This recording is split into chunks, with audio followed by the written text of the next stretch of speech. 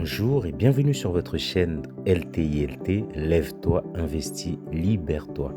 Vous êtes actuellement donc avec Abraham et sur cette chaîne, nous parlons de business, nous parlons d'investissement au pays, nous parlons également donc du retour au pays et nous partageons tout simplement notre expérience par rapport à ce que nous faisons. L'objectif étant donc de partager tout ça et de grandir ensemble. Voilà, donc si vous avez des idées, n'hésitez pas. Et surtout commentez, likez et abonnez-vous tout en partageant. Merci. Carissimi, nell'enciclica Laudato Si ho invitato tutti a collaborare per custodire la nostra casa comune, per capire quanto è urgente sia la sfida che abbiamo davanti. Dobbiamo puntare sulla educazione, che apre la mente e i cuori ad una comprensione più larga e più profonda della realtà. Serve un patto educativo globale che ci educhi alla solidarietà universale, a un nuovo umanesimo.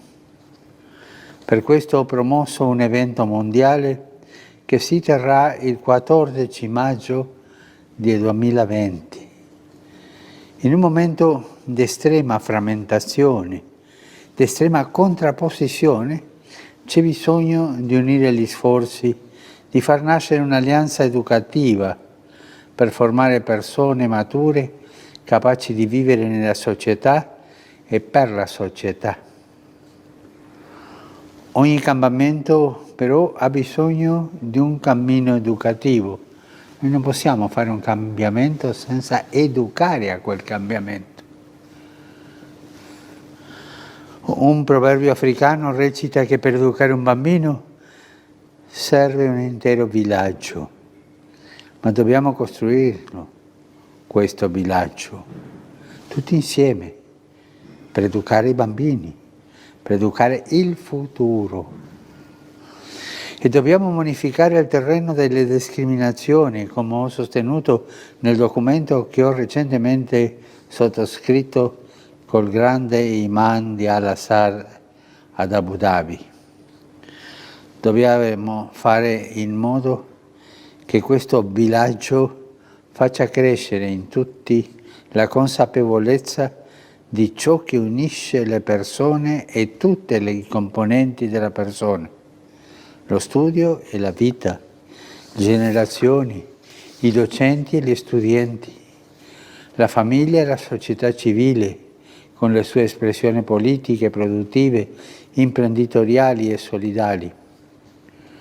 Dobbiamo fare in modo che in questo villaggio nasca una convergenza globale per un'alleanza tra gli abitanti della terra e la casa comune, affinché l'educazione sia creatrice di pace, di giustizia, sia accoglienza tra tutti i popoli della famiglia umana, nonché di dialogo tra le loro religioni. Un villaggio universale, ma un villaggio anche personale di ognuno. Dobbiamo fondare i processi educativi sulla consapevolezza che tutto nel mondo è intimamente connesso ed è necessario trovare altri modi di intendere l'economia, la politica, la crescita e il progresso. Dobbiamo avere il coraggio di formare persone disponibili a mettersi al servizio della comunità. Per questo desidero incontrarvi a Roma per promuovere insieme ed attivare questo patto educativo.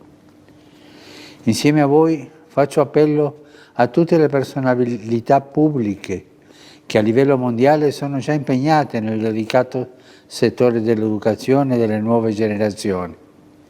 Ho fiducia che non si tireranno indietro. Cerchiamo insieme di trovare soluzioni, avviare i processi di trasformazione senza paura. Invito ciascuno di voi ad essere protagonista di questa alleanza. L'appuntamento è per il giorno 14 maggio 2020 a Roma. Vi aspetto e fin d'ora vi saluto e benedico. Grazie. Message d'espoir et d'unité pour l'avenir de l'éducation. Vision, aussi longue soit-elle, nous interpelle. Qu'est-ce que cela signifie pour nous?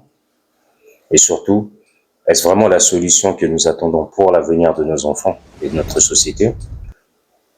Le pape François nous invite, à travers ce pacte éducatif mondial, à réinventer l'éducation afin de construire une société plus juste et plus durable. Avant d'aller plus loin, clarifions ce qu'est exactement le pacte éducatif mondial.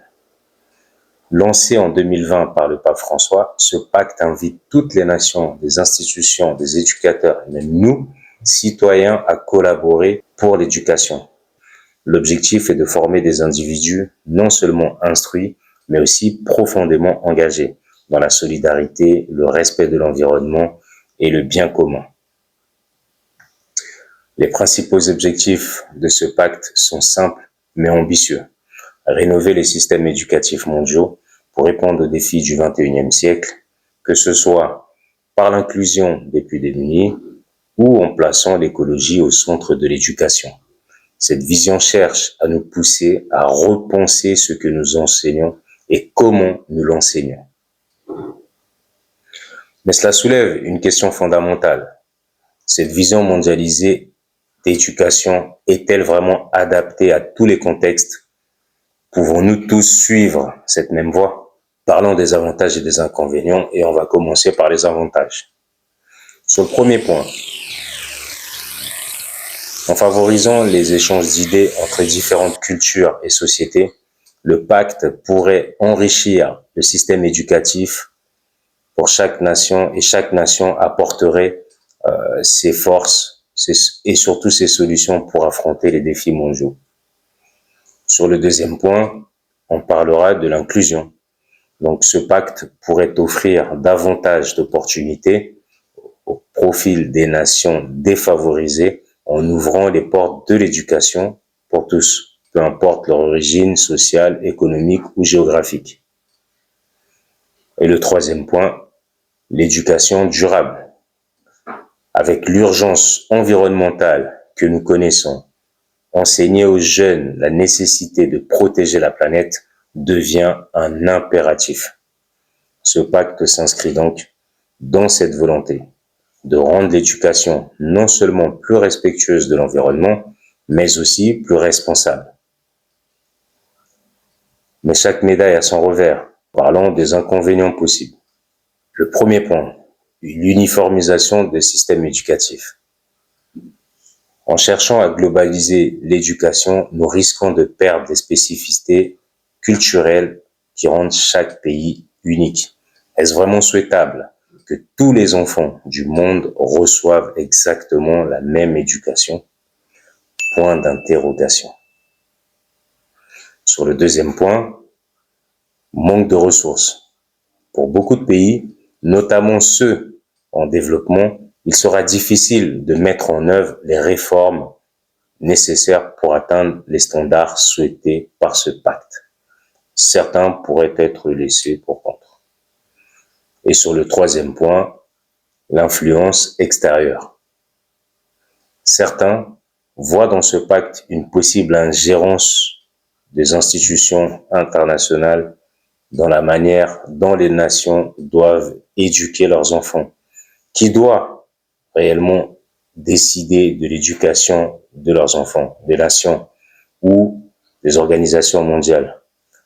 Et vous, qu'en pensez-vous? Devons-nous adopter une éducation mondiale? Certains voient dans ce pacte une possible ingérence des grandes institutions internationales dans la manière dont les nations doivent éduquer leurs enfants.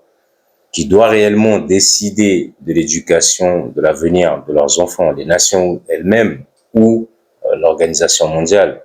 Et vous, qu'en pensez-vous? Devons-nous adopter une vision globale de l'éducation au risque de diluer nos identités culturelles? Comment trouver un équilibre entre mondialisation et respect des spécificités locales? Je vous pose la question suivante. Sommes-nous prêts à suivre cette voie de l'éducation mondiale? Si oui, comment s'assurer que ce soit pour le bien de tous et pas seulement pour quelques-uns? Et sinon, quelle alternative pourrions-nous envisager? C'est une question complexe, mais il est crucial que chacun d'entre nous prenne position. L'avenir de nos enfants et des générations futures en dépend. Ce n'est pas seulement une question d'école, mais c'est une question de société. Le pacte éducatif mondial propose une vision ambitieuse pour transformer l'éducation à l'échelle mondiale. Il présente des avantages certains, comme la collaboration internationale, l'inclusion, mais aussi des défis, notamment en termes de respect des identités locales et des mises en œuvre dans les pays les plus vulnérables. J'aimerais poser cette question, puisqu'il concerne directement le continent africain. Est-ce que ce pacte prend en compte les réalités culturelles et traditionnelles du continent africain? Comment ce pacte pourrait-il influencer l'éducation en Afrique en tenant compte des coutumes et des valeurs locales? Les méthodes proposées par ce pacte sont-elles adaptées aux besoins et aux défis spécifiques des pays africains? L'ouverture d'une nouvelle forme d'éducation mondiale promue respecte-t-elle les héritages culturels des peuples africains? Les systèmes éducatifs africains ont-ils la capacité de s'adapter aux exigences de ce pacte sans perdre leur identité? Ce pacte éducatif répond-il aux priorités urgentes du continent comme l'accès à l'éducation pour tous? Quel impact ce pacte aura-t-il sur l'avenir de la jeunesse africaine, sur l'employabilité et le développement personnel?